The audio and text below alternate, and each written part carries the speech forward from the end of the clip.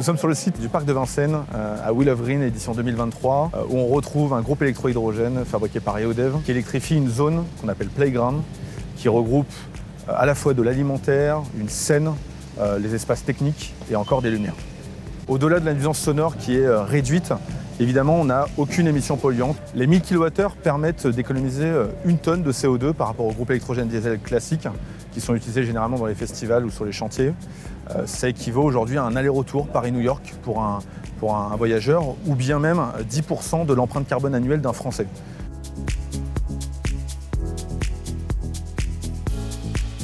Bonjour, je m'appelle Marianne Ocard et je suis responsable du développement durable pour le festival Wheel of Green. Wheel of Green a toujours eu un mix le plus vert possible. Cette année, sur l'hydrogène vert, on déploie encore le dispositif grâce à EODEV. Cette année, on augmente aussi la part du solaire dans le mix énergétique. L'année dernière, ça représentait à peu près 5-6%. Cette année, c'est 10% à peu près dans nos estimations. On teste aussi des packs batteries pour venir en secours du réseau qui alimente à 100% une de nos scènes musicales. On est vraiment proche de la neutralité avec un mix qui combine du coup solaire, réseau local et hydrogène vert. Notre objectif, c'est d'aller encore plus loin et peut-être de tendre à cette neutralité en enlevant les générateurs, enfin en tout cas en réduisant petit à petit leur utilisation, les générateurs à biocarburant. On ressent une demande croissante des festivalières et des festivaliers pour un événement plus vert. C'est clair, ça apparaît sur nos réseaux, ça apparaît dans les questionnaires qu'on envoie après nos festivals, enfin nos éditions.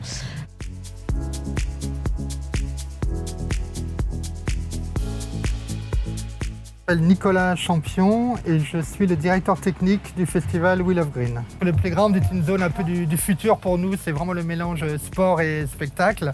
En plus, c'est dans l'air du temps avec les Jeux Olympiques qui arrivent derrière.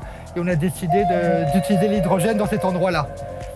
Le groupe GEH2 est complètement compatible avec nos réglementations d'établissement qui reçoivent du public. Tous les festivals peuvent largement, d'un point de vue sécurité, mettre en place ce type de source d'énergie.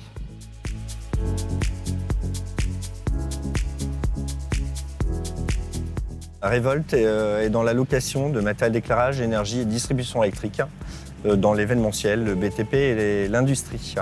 Revolt fournit le groupe à hydrogène et EODEV et également un système de photovoltaïque branché avec un stockage d'énergie. On constate effectivement une évolution croissante de ce type de demande de produits verts dans l'événementiel depuis plus de 2 ans. Aujourd'hui, Revolt a des demandes dans différents secteurs d'activité et notamment dans le déploiement d'antennes relais, mais également dans le bâtiment sur l'alimentation de base vie.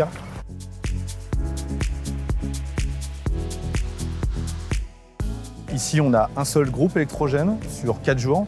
Il faut imaginer du coup de dupliquer ce dispositif pour décarboner encore plus l'environnement à la fois des festivaliers mais aussi sur d'autres applications comme le chantier BTP. Il faut imaginer que ce produit peut être parallélisé, synchronisé à d'autres technologies, que ce soit d'autres GEH2 pour augmenter la puissance totale installée, mais également avec des packs batteries, avec d'autres sources d'énergie, que ce soit fossiles ou non, renouvelables évidemment un maximum, ou bien avec le réseau électrique lorsqu'il est potentiellement défaillant ou du moins faible en termes de puissance.